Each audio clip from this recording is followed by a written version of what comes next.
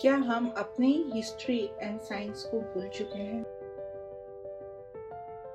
Hello everyone, welcome to my channel.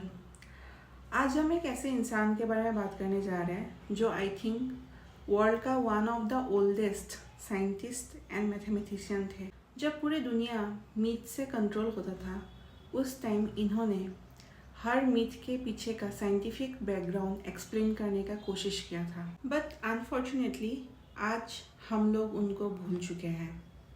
एक दो चीज़ों को छोड़ के उनके बारे में, लाइक उन्होंने ज़ीरो इन्वेंट किया था, ये हम सबको पता है। बट एक्चुअली उन्होंने ज़ीरो इन्वेंट किया ही नहीं था। और जैसे ही मैंने आप लोगों को बोला कि ज़ीरो इन्वेंट किया था, तो आप लोगों को पता चल गया होगा मैं किसके बारे में बात कर रही हूँ। हाँ, मैं आर्यभट्ट के बारे में बात कर रही हूँ।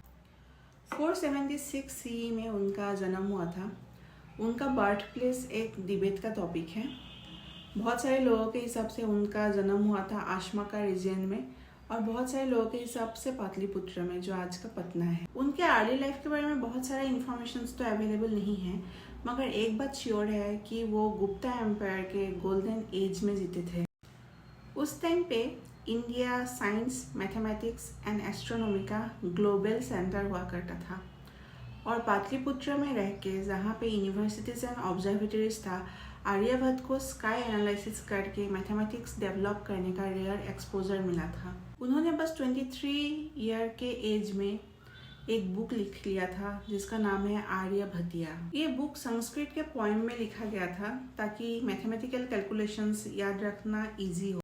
इसी एक बुक ने astronomy, trigonometry, time calculation, planetary motion सब कुछ रीडिफाइन किया था। उस जमाने में आर्यभट्ट ने अर्थ का रोटेशन का टोटल टाइम कैलकुलेट किया था 23 hours 56 minute and 4.1 second. And modern scientist हम लोगों को देते हैं 23 आवर्स 56 मिनट 4.09 सेकेंड। अगर एरर देखने जाए तो बस 0.01 सेकेंड का एरर है। और ये सब इंफॉर्मेशन उनके बुक आर्यभटिया के गीतिका एंड कलाक्रिया सेक्शन में अवेलेबल है।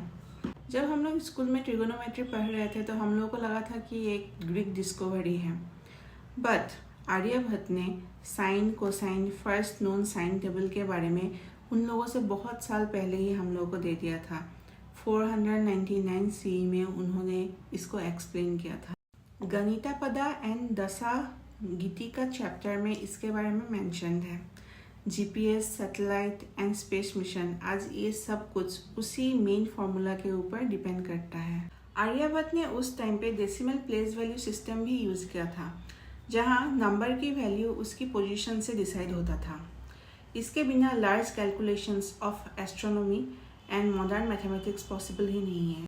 इन सब के अलावा भी उन्होंने बहुत सारे मैथमेटिकल थ्योरी हम लोगों को दिया है, जैसे कि relative motion theory, length of the year, planetary motion system. ये सब उन्होंने इतना एक्यूरेसी से कैलकुलेट किया है कि मॉडर्न वैल्यूज से उनका डिफरेंस ओनली सेकेंड्स में होता है। अब सबसे बड़ा क्वेश्चन आता है कि यूरोप ने ये सब इन्वेंशन 1000-2000 साल बाद किया है, मगर हम लोग को टेक्स्ट बुक्स में यूरोपियन साइंटिस्ट के बारे में ही पढ़ने को मिलता है। तो क्या ऐसा हो सकता है, क्या पॉसिबिलिटीज़ है कि यूरोप ने इंडिया से वो सब चीज़ें कॉपी किया था?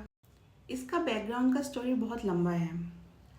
आर्यभट्ट का जो बुक था आर्यभटिया, वो अरेबिक में ट्रांसलेट हुआ था, और अरेबिक में ट्रांसलेट होके आर्यभट्ट का नाम बन गया था आर्यभट्ट। 8th सेंचुरी में वर्ल्ड का सबसे एडवांस साइंटिफिक सेंटर यूरोप नहीं, बागदाद हुआ करता था, जो आज के इराक में पड़ता है। आज भी इराक का जो कैपिटल है वो बागदाद ही है। वहाँ अब्बासिस कैलिफेट के अंदर हाउस ऑफ विजडम एस्टेब्लिश हुआ था। उनका एक क्लियर रूल था, वर्ल्ड का जो भी बेस्ट साइंस है एंड इंफॉर्मेशन है उसको गैदर करो, चाहे वो ग्रीस से हो, इंडिया से हो या पर्सिया से हो।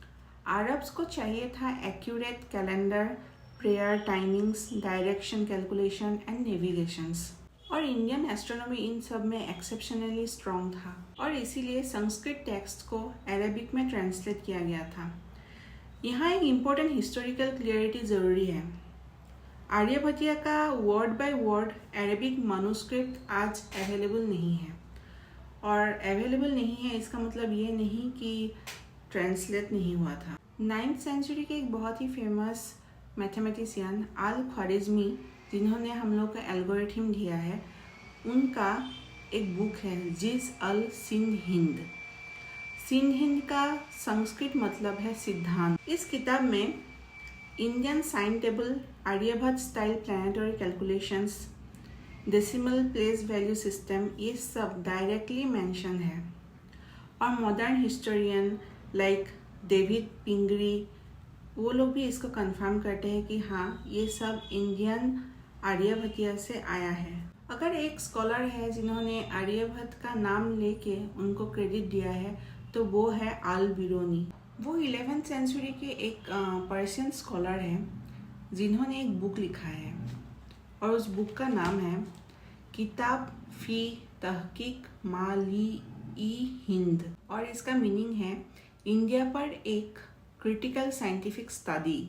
अल बिरूनी बहुत दिन इंडिया में रह चुके थे। उस टाइम उनको संस्कृत बहुत अच्छे से आता था और वो डायरेक्ट इंडियन स्कॉलर्स से डिस्कस करते थे। उन्होंने अपने बुक में क्लियरली मेंशन किया है कि आर्यभट्ट ने आर्ट के रोटेशन के बारे में मेंशन किया है, डे एंड नाइट आर्ट के मूवमेंट से होता है, और इंडियन ट्रिगोनोमेट्री अरेबिक साइंस से बहुत दिन पहले से ही एग्जिस्ट करता है। अब यहाँ से दूसरा क्वेश्चन आता है कि अगर अरब आर्यभट्ट को जानते थे तो फिर यूरोप क्यों नहीं? इसका मेन रीज़न हो सकता है कि यूरोप ने कभी भी संस्कृत टेक्स्ट बुक्स पढ़ा ही नहीं था। 12th सेंचुरी में अरेबिक बुक्स का लैटिन ट्रांसलेशन हुआ था इन स्पेन। यूरोप ने अल ख्वारिज़मी, अल बतानी, अल बिरूनी, इन सब को स्टडी किया, जिनका मेन सोर्स था इंडिया। नॉलेज का फ्लो हुआ था इंडिया से अरब, अरब से यूरोप। इस लॉन्ग चेन में मेथड्स तो सरवाइव कर लिया था, मगर सोर्स फेड हो गया था। इसका मेन रीज़न है ट्रांसलेशन कल्चर, क्योंकि अरबिक बुक सब में क्लियरली मेंशन होता था according to Indian scholar this and that. उसके बाद जब ये सब लैटिन में ट्रांसलेट हुआ तो मेथड तो एज इट इज़ रहा, मगर ओरिजिन स्किप हो गया। और बाद में कॉलोनियल हिस्टोरियोग्राफी ने यूरोप के डिस्कवरीज को हाईलाइट किया एंड इंडिया के साइंस को प्रिकर्सर बना दिया। अब इन सब से भी बड़ा क्वेश्चन जो हमारे अंदर होना चाहिए वो ये है कि इट्स फाइन कि वर्ल्ड ने रिकॉग्नाइज नहीं किया इंडियन टैलेंट्स को, आर्यभट्ट को, मगर हम इंडियंस भी उनको भूल चुके हैं। और ये क्यों हो गया है? हम लोग इतना वेस्टर्न कल्चर को एक्सेप्ट कर चुके हैं, वेस्टर्न चीज़ों को एक्सेप्ट कर चुके हैं कि हम अपनी ही हिस्ट्री, अपनी ही साइंस को भूल गए हैं। और ये सब हमारे टेक्स्ट बुक्स में क्यों अवेलेबल नहीं है, ये सबसे बड़ा क्वेश्चंस है। इसका मेन रीज़न हम लोग कंसिडर कर सकते हैं ब्रिटिश रूल को, क्योंकि उन लोगों ने हम लोग का एजुकेशन सिस्टम को ही चेंज कर दिया। ब्रिटिश से पहले हम लोग गुरुकुल्स में पढ़ते थे और हम लोग वैदिक कल्चर को फॉलो करते थे। ब्रिटिश लोगों ने आके जो स्टडी बुक्स हैं उन सब में सिर्फ European discoveries, European scientist and history के बारे में ही मेंशन किया, और जो हमारा ओरिजिनल इंडियन नॉलेज था उसको फिलोसॉफी, माइथोलॉजी एंड रिलीजियस नाम देके दबा दिया। बट अभी टाइम आ गया है कि हम लोग अपने हिस्ट्री को जाने, पहचाने और इसको स्प्रेड करें। इस वीडियो को बनाने के पीछे का जो एजेंडा है वो ये नहीं कि हम लोग को क्रेडिट चाहिए, हम लोग को क्रेडिट नहीं चाहिए, मगर हाँ, हम लोग को अपना हिस्ट्री एटलीस्ट याद रखना चाहिए, और इसीलिए मैंने ये वीडियो बनाया है। अगर आप लोगों को अच्छा लगा हो please like, share and subscribe कीजिए।